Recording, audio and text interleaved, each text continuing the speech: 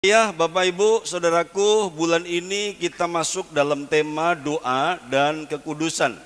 Kita tinggalkan tema bulan lalu, doa dan kebenaran. Dan biarkan kita memahami apa itu kekudusan Tuhan. Kenapa kita disebut orang kudus. Dan hari ini, next kita akan belajar tentang orang kudus. Saudaraku ya. Bapak Ibu Saudaraku, kita akan menjawab dari firman Tuhan ini, apakah kita layak disebut sebagai orang kudus? Karena seringkali kita ini merasa, apa ya benar sih aku ini orang kudus? Hidupku ini masih gak benar, hidupku tuh masih gak lurus.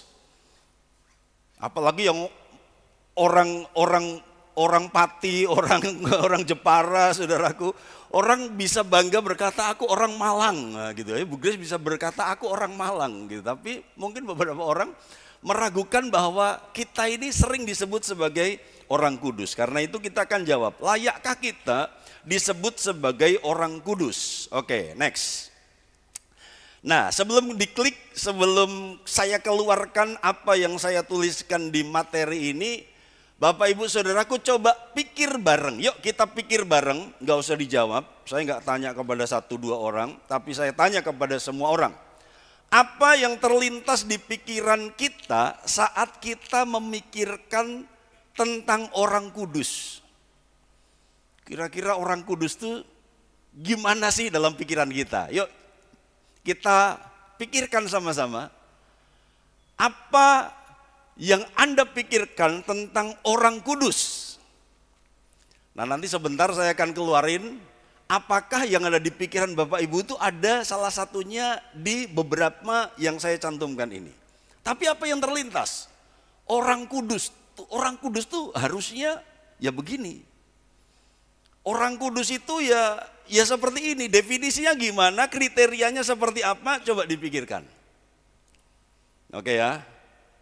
Mau mikirnya sampai sore atau sudah? Saudaraku ya, sudah aja ya, oke ya. Nanti kalau sampai sore sekolah minggu nggak bisa kebaktian. Oke, diklik satu kali. Oke, saya hanya kasih 15 dari beberapa pikiran-pikiran tentang orang kudus. 1, orang kudus adalah orang yang tidak berdosa. Setuju? Orang kudus adalah orang yang sempurna. 3, orang kudus adalah orang baik. Orang kudus adalah orang alim. Orang kudus adalah orang saleh. 6, orang kudus adalah orang penuh kasih, taat, tidak duniawi, tidak pemarah, tidak serakah, tidak sombong, tidak suka bohong, tidak malas. 14, tidak ada di sini. Nah, itu yang paling saya pikirkan, Pak. Menurut saya orang kudus itu nggak ada di sini, Pak. Dan yang ke-15, baca sama-sama 2, 3. Dan yang jelas itu bukan saya. Coba singgol dong kanan kiri. Modelmu kayak gitu tuh ragu aku sebagai orang kudus. Bilang saudaraku, bilang sama sebelahnya. Modelmu kayak gini tuh ragu aku kalau kamu tuh disebut orang kudus. Begitu kan? Nah, ini wajar, pikiran seperti ini wajar. Saya tidak menyalahkan. Tapi kita mau belajar sama-sama gitu ya. Karena orang kudus tuh waduh sempurna banget nih. Orang yang tidak berdosa artinya dia suci. Iya. Dia nggak pernah pacaran mungkin gitu saudara ya. Dia jomblo sejati gitu ya sampai mati wah gitu. Karena kalau pacaran itu pasti kan ada pikiran-pikiran yang negatif gitu ya. Nah, mungkin ini Pak Mami, nah, gitu ya mungkin gitu saudaraku ya. Orang yang tidak berdosa nggak pernah pacaran sampai sekarang masih adem-adem saja gitu. Wah, Pak Mami itu nggak pernah marah loh saudaraku ya. Kita harus kasih apresiasi kepada Pak Mami. Coba tepuk tangan buat Pak Mami. Haleluya. Ini orang yang sabarnya pol, haleluya, puji Tuhan ya. 2 kali gelundung dari tangga, saudaraku, dan tidak laporan kepada siapa-siapa. Orang lain, jemaat yang lain, pilek saja, saudaraku, Pak Gembala, saya pilek, tolong doakan saya. Ya, yang lain aja pilek minta doa, saudaraku. Pak Gembala, saya kecetit, saudaraku, tolong doakan saya, nggak bisa ke gereja. Pak Mami itu gelundung dari tangga, saudaraku. Babak bunyi berdarah-darah saudaraku. Dan kemudian dia malu untuk menceritakan dia tidak jadi kerja karena berdarah-darah. Dia naik sepeda saudaraku. naik sepeda dan bikin heboh orang-orang di jalan. Mas, diantemi sopo mas? Gitu saudaraku. Mereka bilang, mas diantemi siapa? Dipukuli siapa? Katanya begitu. Waduh Pak Mami, haleluya, puji Tuhan. Sungguh-sungguh satu orang yang tidak berdosa di sini saudaraku ya. Mungkin Pak Mami. Iya. Nomor 2 Mbak Ruslan saudaraku ya.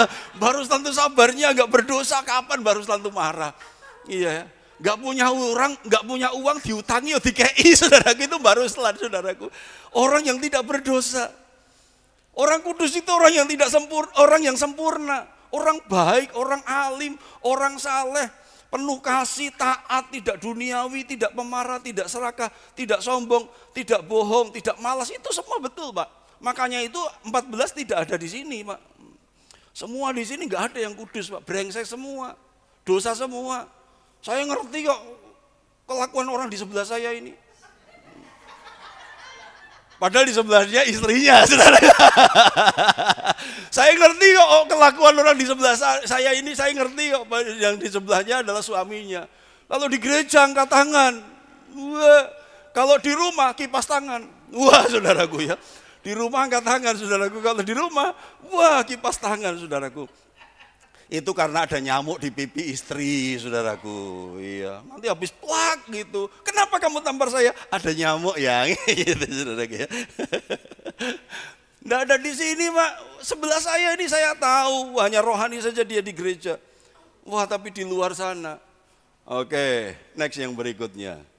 Yang jelas fakta Alkitab menyatakan Alkitab berkali-kali menyebut frasa orang kudus. Dan ternyata kata orang kudus, frasa orang kudus itu disebut lebih dari 60 kali di Alkitab. Dan selalu disebut jamak. Jadi bukan cuma satu orang, bukan hanya untuk orang-orang tertentu, tetapi dari semua penyebutan di Alkitab orang kudus selalu disebut untuk banyak orang. Katakan sama-sama, orang kudus bukan hanya untuk orang-orang tertentu. 1, 2, 3. Oke, yang berikutnya orang kudus yang disebutkan Alkitab itu masih hidup, masih ada di dunia. Dan kemudian orang kudus yang dituliskan Alkitab itu ditujukan untuk umat Tuhan. Semua orang yang percaya kepada Tuhan. Nah ini tentu berbeda pemahamannya dengan teman-teman kita ya. Satu golongan, ya ini harus disampaikan bukan sebagai provokasi saudaraku ya. Jadi kalau saya menyampaikan ini bukan sebagai provokasi dan bukan untuk kita menyerang mereka, kita harus memahami cara pandang yang berbeda dari mereka.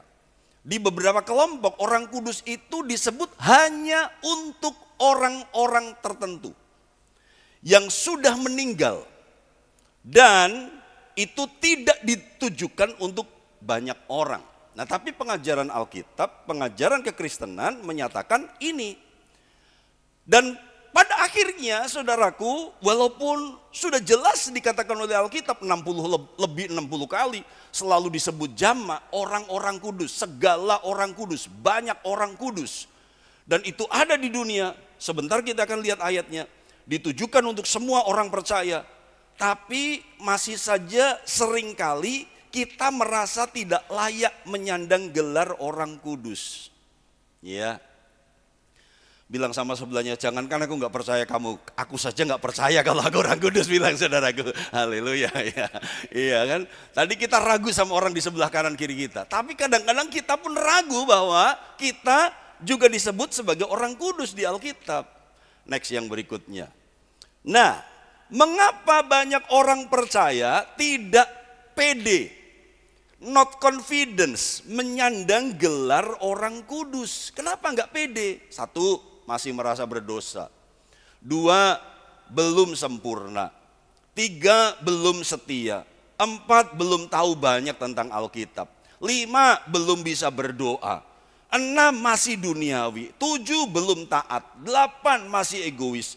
9, masih banyak sisi negatif dalam hidup saya, Mak, sehingga saya belum layak disebut orang kudus. 10, masih belum layak.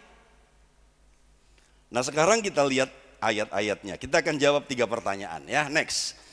Siapa yang disebut orang kudus di Alkitab? Kisah Para Rasul 9 ayat 13. Kita baca pelan-pelan ya, 2, 3. Jawab Ananias, Tuhan, dari banyak orang telah kudengar tentang orang itu. Betapa banyaknya kejahatan yang dilakukannya terhadap orang-orang kudusmu di Yerusalem. Ini Ananias lagi berargumen dengan Tuhan. Ketika Ananias disuruh datang untuk menemui Saulus yang baru aja bertobat. Nah, Ananias bilang sama Tuhan, Tuhan, kok aku disuruh doain Saulus? Ini banyak informasi. Media menyatakan, banyak orang bilang Saulus ini banyak kejahatannya. Kejahatan dilakukan terhadap orang-orang kudusmu di Yerusalem. Jamak. Jadi Saulus ini dia jahat kepada banyak orang kudus di Yerusalem. Masih hidup. Orang kudus itu adalah jemaat Tuhan di Yerusalem yang dijahati oleh Saulus. Next, bukti berikutnya Kisah Para Rasul 9 ayat 32. Kita baca sama-sama, 2, 3.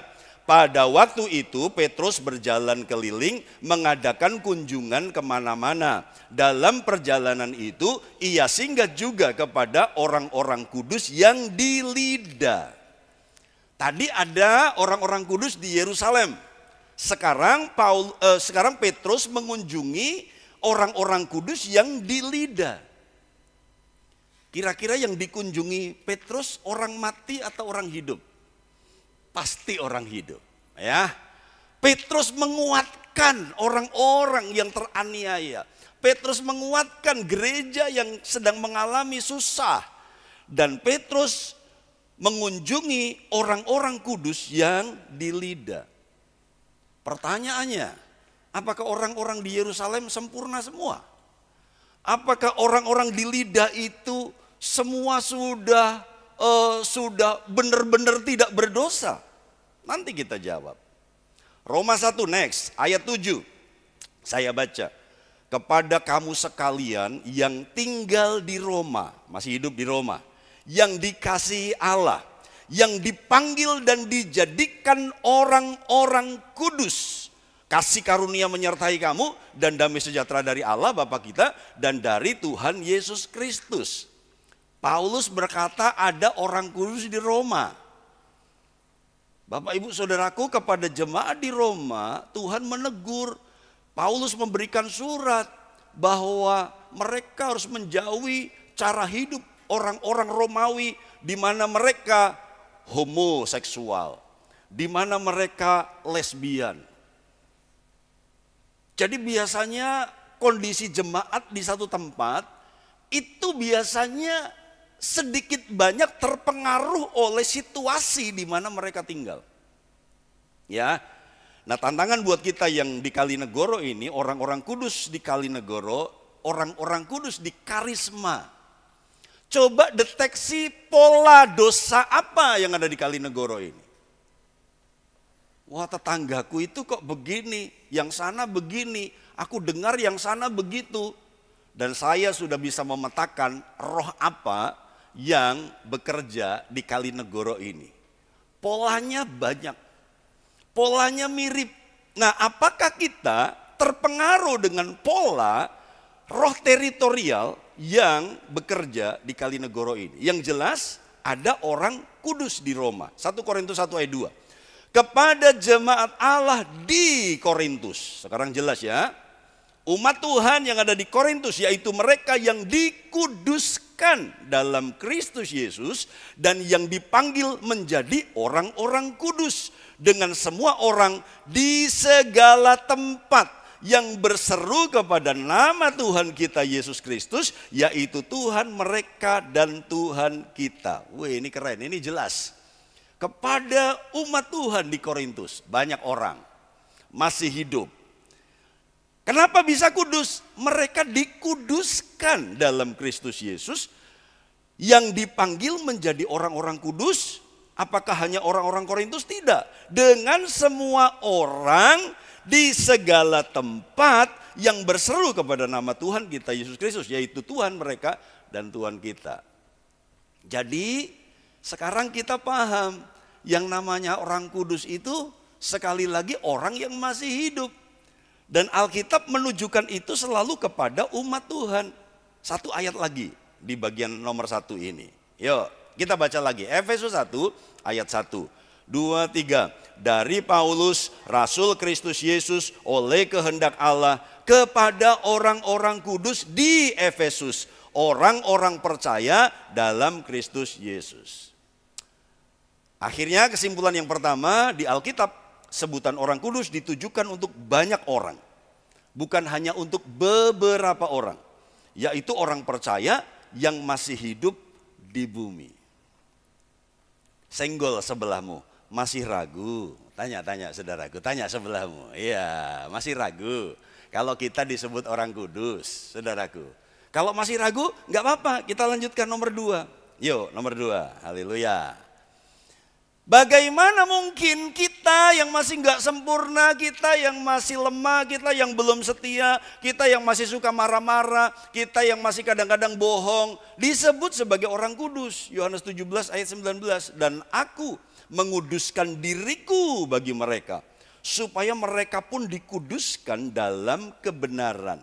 Nyambung bulan lalu. Bulan Agustus kita bicara tentang doa dan kebenaran. Kebenaran itu memerdekakan. Dan sekarang kita juga dapat korelasinya. Kebenaran itu menguduskan.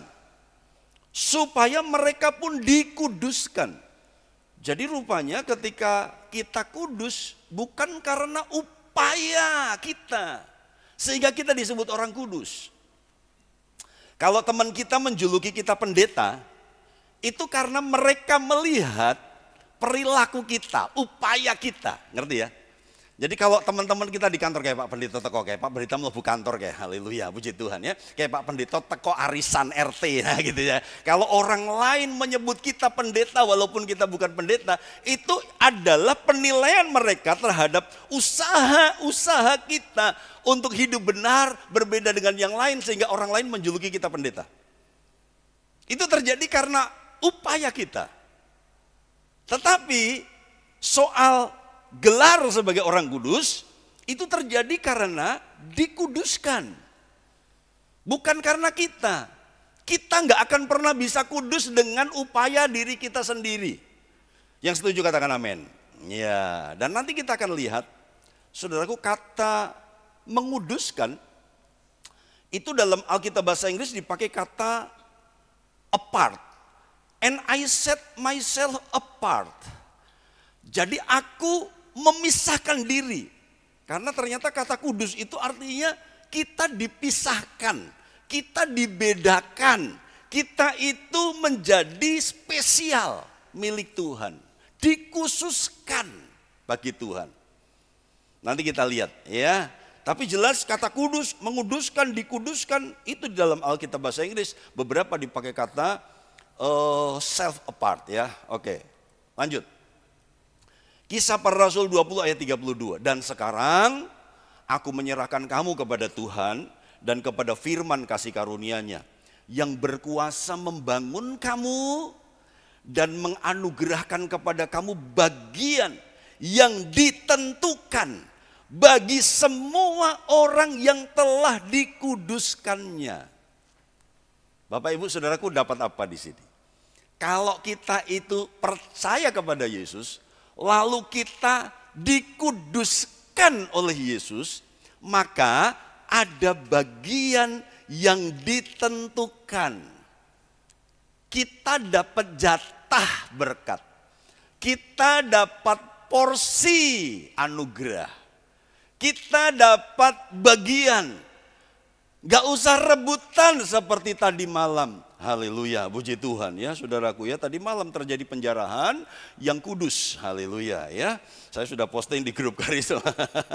Ya, itu penjarahan yang tidak melanggar hukum saudaraku ya. Penjarahan yang menyenangkan karena ada yang bagi berkat dan kemudian silahkan yang mau ambil gitu ya.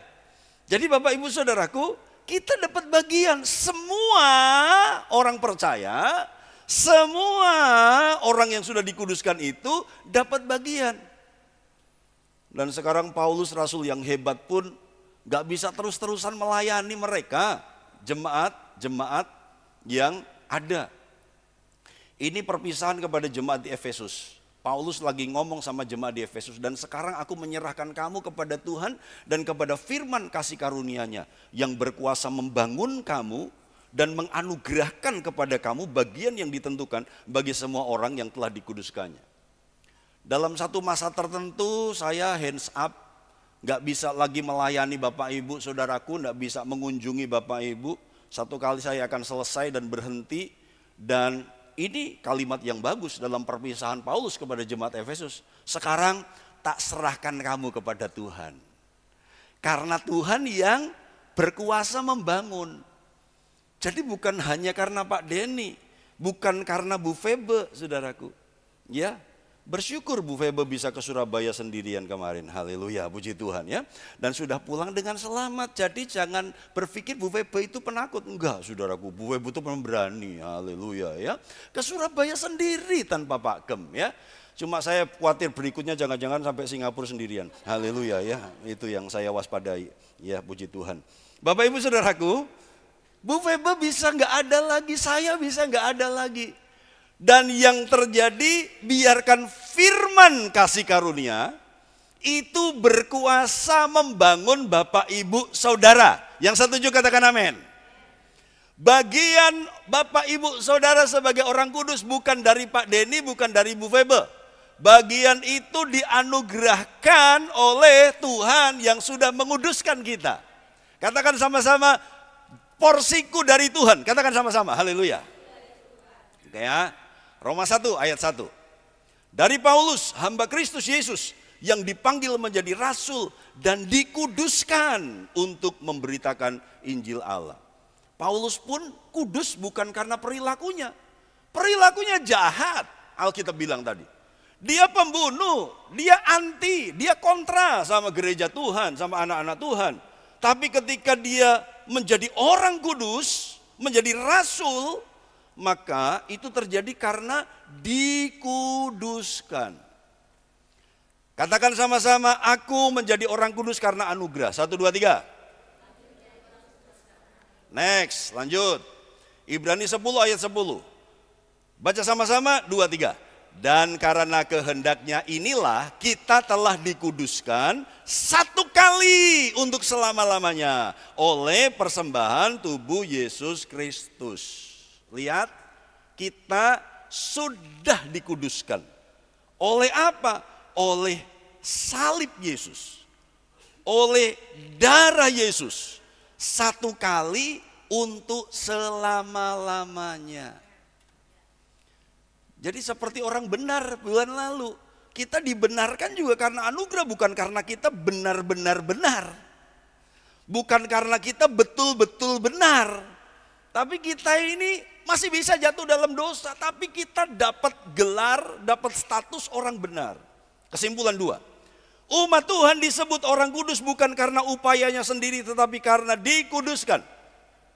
Pengudusan adalah pekerjaan Tuhan, itu anugerah bukan prestasi diri.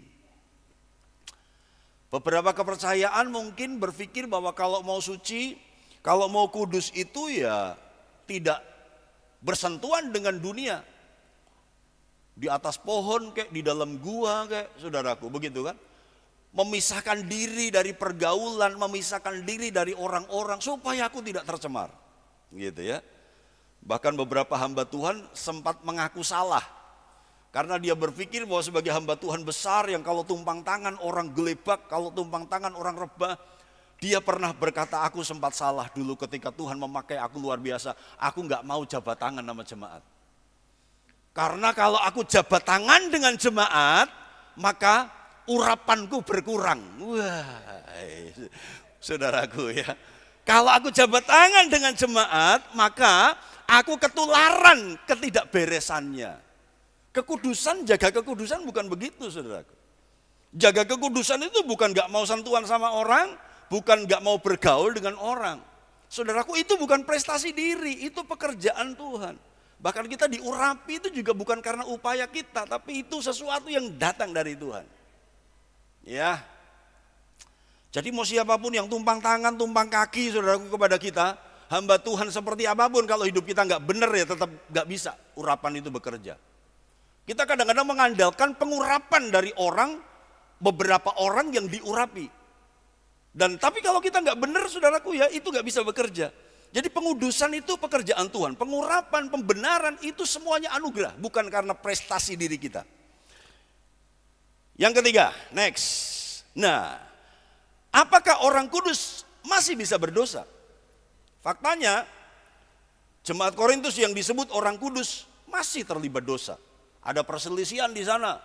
Kelompok Kefas, kelompok Yesus, kelompok Paulus, kelompok Apolos. Ada perselisihan yang tajam. Kepentingan kelompok mengemuka. Kemudian mereka masih terlibat perzinahan. Mereka rakus, mereka egois. Karena kalau makan bersama, yang satu nggak mikir yang lain. Yang penting aku kenyang, yang penting aku bisa bungkus bawa pulang ke rumah, yang lain nggak kebagian nggak masalah. Nah itu ditegur Paulus di 1 Korintus. Di Korintus terjadi kawin campur, makanya Paulus berkata gelap dan terang nggak bisa jadi satu. Ya, berhala dan belial nggak bisa jadi satu. Kemudian di Korintus, Paulus perlu menjelaskan ajaran tentang kebangkitan karena ada ajaran sesat yang beredar di Korintus tentang kebangkitan. Korintus punya pola hidup yang masih parah, nggak sempurna. Mereka belum sempurna secara moral, tapi Paulus dia berani berkata, engkau orang-orang yang sudah dikuduskan Tuhan. Jadi Bapak Ibu, ketika kita masih nggak pede disebut orang kudus, maka kita sedang menghina pengorbanan Yesus. Kalau kita masih tidak menyadari bahwa kita ternyata adalah orang yang sudah dikuduskan, Tuhan mati buat itu. Jadi mari sadari bahwa kita adalah orang-orang kudus yang karena dikuduskan oleh darah Yesus. Karena kita menyandang gelar orang kudus, maka kita harus hidup kudus. Mungkin analoginya begini. Kalau kita berpikir seseorang sudah mendapatkan gelar dokter, bukan berarti dia bisa ngobati semua penyakit. Ngerti ya? Kalau dia sudah sekolah dokter dan sah diwisuda sebagai dokter, masih bisa malpraktek enggak? Masih bisa. Tapi apakah itu menghilangkan statusnya sebagai dokter? Tidak. Dia mungkin bisa salah operasi. Harusnya ambil bogem yang diambil geraji, saudaraku, haleluya ya. Anak-anak itu salah yang ngambilin alat yang mensterilkan alat. Kerjaan siapa itu? Kok nyebut orang loh, hati-hati nyebut merek ya. Haleluya, puji Tuhan ya. Ya Tan, ini intermezzo aja ya Tan ya, haleluya. Karena kamu kadang-kadang kan saudaraku ya. Haleluya, puji Tuhan. Enggak ya. Jadi artinya begini. Seorang yang mendapatkan gelar sarjana, mau sarjana apa saja deh, sarjana pertanian, sarjana pendidikan, sarjana teknologi, saudaraku sains, dia masih tetap bisa melakukan kesalahan. Tapi ketika dia melakukan kesalahan, padahal itu kesalahan di bidang yang dia sudah belajar. Apakah kesarjanaannya hilang? Tidak. Apakah proses wisuda ketika dia diwisuda di perguruan tinggi hilang? Tidak. Itu tidak membatalkan kesarjanaannya walaupun dia masih bisa salah. Nah tapi tentu tidak ada dokter yang ingin terus-terusan salah. Tidak ada sarjana yang ingin terus-terusan salah. Aku sarjana, aku harus belajar dari kesalahan. Apakah pendeta masih bisa salah? Bisa. Tapi apakah ketika pendeta salah itu meniadakan gelarnya sebagai pendeta? Tidak juga. Kecuali kesalahannya moral dan itu berkali-kali dan sudah tidak itu pecat sebagai pendeta, hilang saudaraku, begitu kan? Tapi ketika 1-2 kali salah dalam hal teknis saja, bukan dalam hal moral, bisa, dia tetap pendeta. Tapi sedang belajar, ya. Doakan bulan ini nanti tanggal berapa? 13 ya? 13-14 Pak Ari dilantik sebagai PDP. Iya, ya, puji Tuhan ya. PDP itu pendeta dalam proses. Haleluya ya. PDP itu pendeta pembantu, saudaraku ya. Jadi kalau di gereja kita ada PDP, pendeta pembantu, kemudian naik sebagai pendeta muda, dan kemudian pendeta PDT penuh. Haleluya gitu ya. Itu jenjangnya. Nah, Pak Ari akan dilantik bulan ini sebagai PDP, pendeta pembantu. Sehingga dia sah untuk menjadi pendeta, saudaraku begitu ya. Haleluya. Apakah kalau sudah jadi pendeta lalu tidak bisa salah main bass, saudaraku ya? Setelah jadi pendeta lalu pemain bassnya jadi sempurna? Enggak, saudaraku, bisa salah main bass. Haleluya ya. Ada teman saya, saudaraku, perjamuan kudus, saking groginya, saudaraku. Mari saudaraku, kita kembali berdiri, kita akan masuk dalam perjamuan kudus. Mari kita angkat cawan anggur. Haleluya, puji Tuhan ya. Dia baca ayat tentang anggur dulu. Jadi kita minum darah Yesus. Dalam nama Yesus minum anggur. Setelah itu dia kaget. Oh iya, harusnya kan roti dulu. Gitu saudaraku ya. Rupanya kuali, saudaraku. Haleluya. Ini pendeta yang kuali, saudaraku. Haleluya, puji Tuhan. Saya lihat sendiri, saya ikut kebaktiannya, saudaraku. Karena ada tamu dari Jakarta, saudaraku, saya bawa tamu, orang-orang kaya dari Jakarta, bos-bos saudaraku mengunjungi dia, jemaat di desa, dan kemudian dia grogi, saudaraku, dia salah anggur dulu baru roti, saudaraku. Haleluya. Iya. Untung Tuhan tidak turun api dari langit, kamu salah, mau kobong gitu ya. Jadi kodok enggak, saudaraku. Tuhan itu penuh permakluman. Apakah ketika dia perjamuan kudus kualik, saudaraku, terbalik? Apakah lalu dia membatalkan statusnya sebagai pendeta? Tidak, dia tetap pendeta. Dan hari ini pelayanannya berkembang. Hari ini pelayanannya maju. Iya. Pak Ari sama Bu Grace baru bantu dia kemarin. Nah gitu. Sekarang pelayanannya maju, saudaraku. Jadi dia belajar dari kesalahannya. Dan sekarang pelayanannya berkembang. Luar biasa, saudaraku. Jadi kesalahan tidak membatalkan statusnya sebagai pendeta. Jadi kelemahan-kelemahan kita tidak membatalkan apa yang Yesus sudah kerjakan di kayu salib untuk menguduskan kita. Yang setuju katakan amin. Bilang sama sebelah, sekarang kamu harus yakin kamu orang kudus. Bilang saudaraku, haleluya. Bilang, haleluya. Puji Tuhan, ya, paham ya. Jadi kita adalah orang kudus. Haleluya, puji Tuhan. Next, sekarang untuk memahami ini, kita harus belajar asal kata kudus. Dalam Ibrani, dalam perjanjian lama dipakai kata kados. Makanya ada lagu kados, kados, kados. Itu artinya kudus. Ya. Bahasa Ibrani kados, bahasa Arab jadi kudus. Gitu ya. Dalam bahasa Yunani perjanjian baru dipakai kata hagios. Jadi kalau ada di Jogja GPDI hagios, ya di Sosrawijayan, di dekat Malioboro, hagios itu artinya kudus. Nah, apa arti kados dan hagios? Rupanya sama. Artinya kudus, sakral, atau dipisahkan.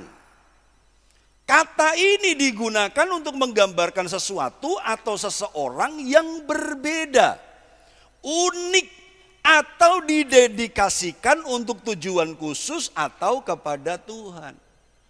Jadi kita ini melalui pengorbanan Yesus, tubuhnya dihancurkan, darahnya dicurahkan, membuat kita sekarang khusus jadi milik Tuhan. Kita bukan lagi milik setan, kita bukan lagi milik dunia, kita dikhususkan. Jadi ketika orang Korintus disebut engkau jemaat yang dikuduskan. Itu artinya Paulus sedang berkata, kamu itu sudah diselamatkan loh, kamu itu sudah dipisahkan loh, set apart. Kamu itu sudah diistimewakan, jadi milik Tuhan sendiri. Begitu. Jadi masih bisakah jatuh dalam dosa? Masih bisa. Next, kesimpulan 3. Orang kudus adalah identitas di hadapan Allah melalui iman kepada Kristus. Bukan karena kesempurnaan moral yang tidak bercela. Jadi itu status kita di hadapan Tuhan. Tuhan melihat kita itu adalah umat-umat ketebusan. Bahwa ternyata kita belum sempurna, kita masih salah-salah, kita masih berdosa. Ayo terus berupaya. Orang kudus artinya orang percaya yang sudah dipisahkan dari dunia dan dosa dan dikhususkan menjadi milik Tuhan. Yang nomor 3, baca sama-sama. 2, 3. selanjutnya dalam kehidupan sehari-hari, kekudusan adalah proses yang terus-menerus terjadi. Katakan sama-sama, kekudusan sudah terjadi tetapi juga proses. 1, 2, 3. Haleluya. Ketika orang Israel keluar dari Mesir, Tuhan berkata, aku siapkan tanah perjanjian. Itu nggak bisa batal, saudara. Ngerti ya? Tapi prosesnya mereka harus jalan. Mereka harus jalan. Tapi dalam pandangan Tuhan, itu jatah mereka. Mereka pasti akan sampai di sana. Seperti apapun caranya. Faktanya harus proses menuju ke sana.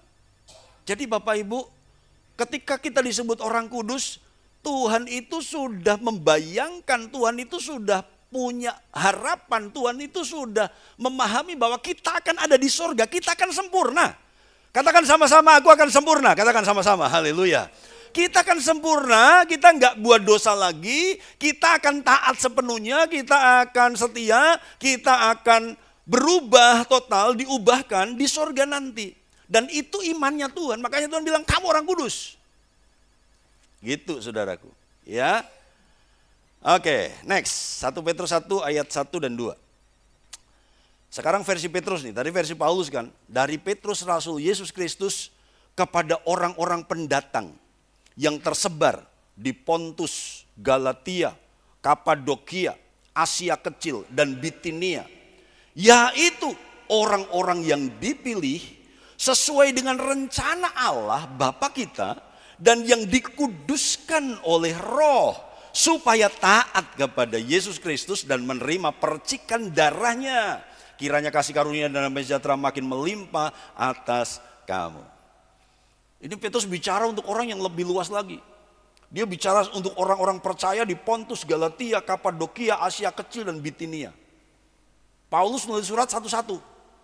Jemaat Korintus, ke jemaat Tesalonika, ke jemaat Efesus satu-satu. Tapi sekarang Petrus menulis surat untuk semua. Petrus menulis surat untuk orang-orang yang mungkin tidak disebutkan oleh Paulus. Dia melengkapi surat Paulus. Di Asia Kecil semuanya pendatang. Kamu sudah dipilih dalam rencana Allah. Kamu sudah dikuduskan supaya taat dan menerima percikan darahnya. Hasilnya bagiannya adalah kasih karunia, damai sejahtera makin melimpah. Wow, keren saudaraku ya. Jadi kita adalah orang kudus. Yang setuju katakan amin. Katakan, aku sekarang percaya aku orang kudus. Bilang saudaraku, haleluya. Ya. Nah perhatikan dunia dengan berani. Saya mau kasih contoh. Keberanian dunia. Penilaian dunia seperti apa orang kudus. Next. Ini film waktu saya kecil saudaraku. The Saint. Jadi dulu ada film TV, serial TV. Saya masih kecil. Diperankan oleh Roger Moore. Dia memerankan sebagai tokoh Simon Templar. Nah, gitu ya, dalam film The Saint. Yang pernah nonton dan masih tahu film ini angkat tangan. Zaman itu saya belum punya TV, Pak. Gitu ya. Saya tuh nggak ngerti itu film kesukaan Pak Doni soalnya. Saya waktu itu masih kecil karena ini diputer sekitar 70-an, saudaraku. Sekitar tahun 70-an. Iya. Saya masih kecil dan saya ngerti Pak Doni kalau sudah waktunya, waktu itu hanya TVRI, baru TVRI, hitam putih TV-nya. Pak Doni selalu nonton film The Saint, ya, Simon Templar. Ceritanya gimana? Jadi si Simon Templar ini yang diperankan Roger Moore, dia itu seperti Robin Hood modern, gitu ya. Jadi dia dengan kepandaiannya, dia dengan keahliannya, dia itu selalu nyuri, dia itu selalu ambil, dia selalu mengelabui orang-orang kaya untuk kemudian dana itu dipakai untuk dana sosial, gitu saudaraku. Nah, oleh film ini, ya, Simon Templar yang tukang curi, tukang ambil, tukang rampok dari orang kaya, bagi-bagi kepada orang miskin, orang sosial. Ini disebut orang kudus. The Saint. Saint itu orang kudus, saudaraku. Jadi The Saint itu orang kudus. Kenapa Saint? Itu berasal dari bahasa Latin Santus. S-A-N-C-T-U-S, Sanctus. Jadi Sanctus, kemudian diadopsi menjadi Saint. Dalam bahasa Prancis, dalam bahasa beberapa bahasa juga the Saint. Ya. Kalau dalam bahasa Indonesia yang wanita santa, yang pria itu santo. Nah, gitu ya, the Saint. Nah, menurut orang dunia, Simon Templar ini termasuk the Saint karena dia baik hati. Baik hatinya sih benar, saudaraku, baik hatinya sih sesuai Alkitabiah, tapi ngerampoknya dari orang kaya itu, saudaraku ya. Jadi para penjara uya-kuya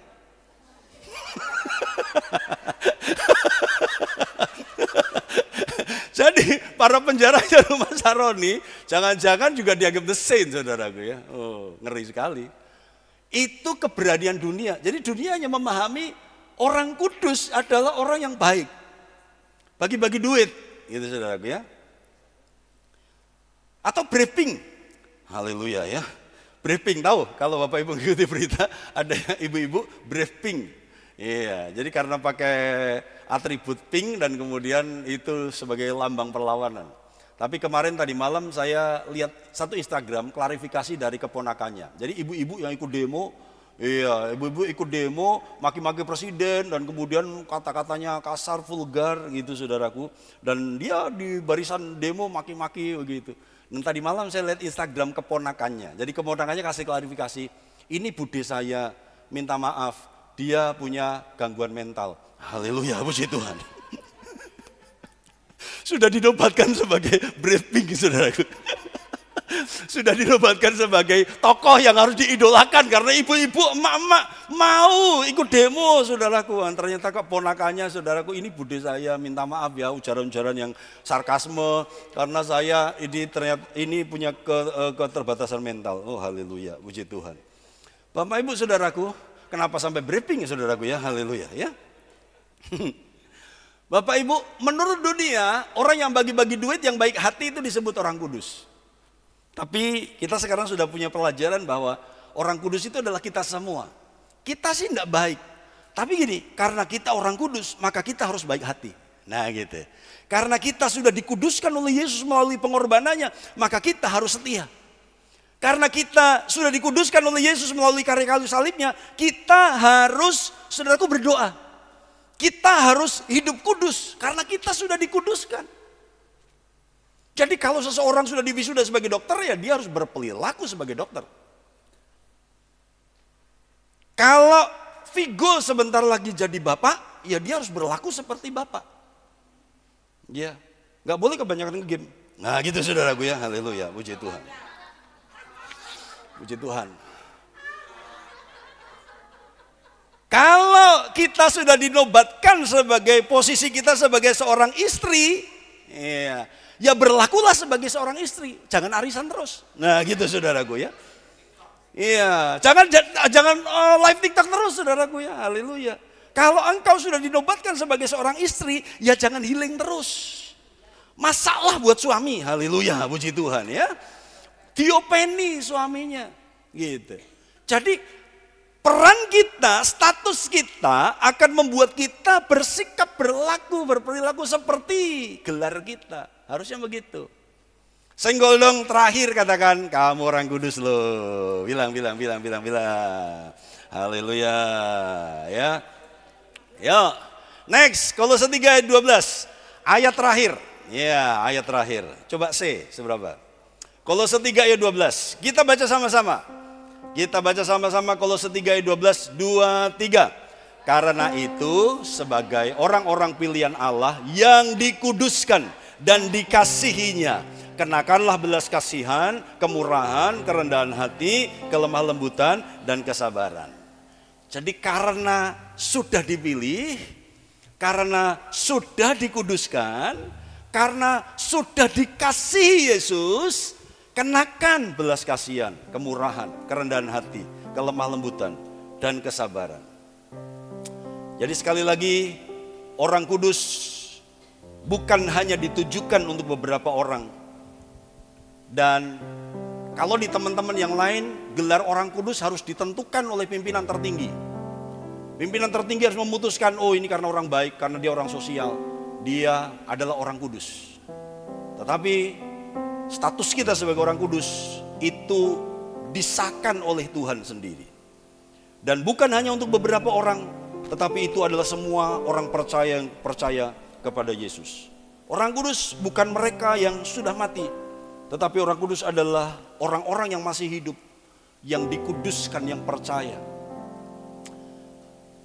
3. Dalam kelompok yang lain, umat boleh berdoa kepada orang kudus. Kita nggak boleh. Jadi kita hanya boleh berdoa kepada Tuhan. Jadi kita tidak bisa berdoa kepada orang kudus. Sekali lagi kebenaran ini disampaikan bukan sebagai provokasi dan supaya kita membenci mereka, tidak. Kita harus menghargai perbedaan dan cara pandang itu. Masih banyak samanya kok, ya, masih banyak samanya.